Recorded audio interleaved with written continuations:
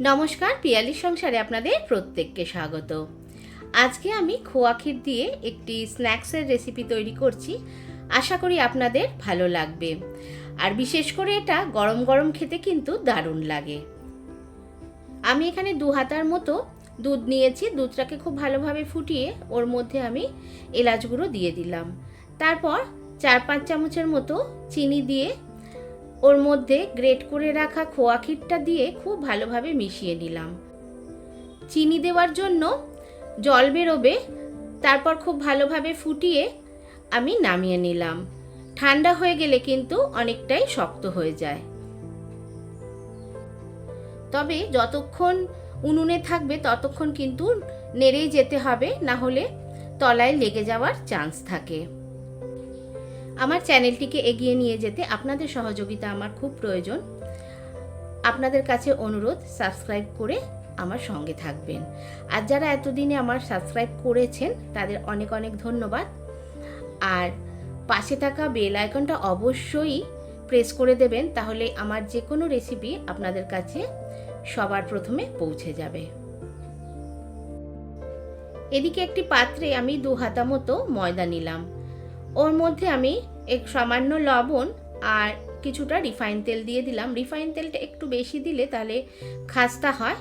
আর আমি 1 চিমটে খাবার সোডা দিয়েছি।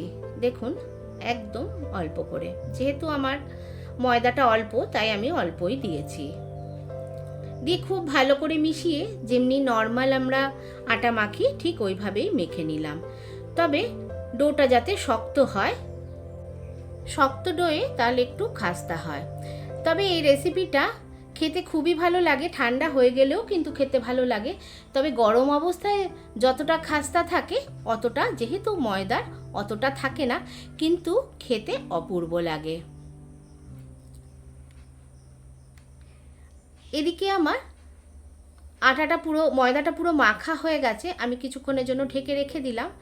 10 মিনিট পর ভালো করে আবার মথে নিয়ে আমি ছোট ছোট লেচি করে নিচ্ছি। দেখুন, লেচিগুলো খুবই ছোট করছি। আর সামান্য একটু খোয়া ক্ষীর দিয়ে পুর দিয়ে দিলাম। তারপর ওপরটা ভালো করে মুড়ে দিলাম। এইরকম করেই আমি প্রত্যেকটা ডো রেডি করে রেখে দিলাম। আর ওদিকে আমি কড়াইয়ে তেল বসিয়ে রেখেছি গরম হতে দিয়ে।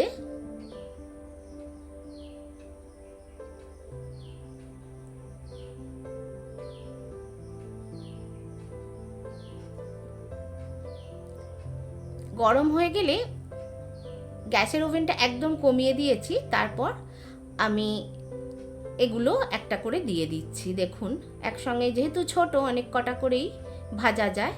তারপর একদম কম আছে আমি দুদিকটা লাল করে ভেজে নিলাম।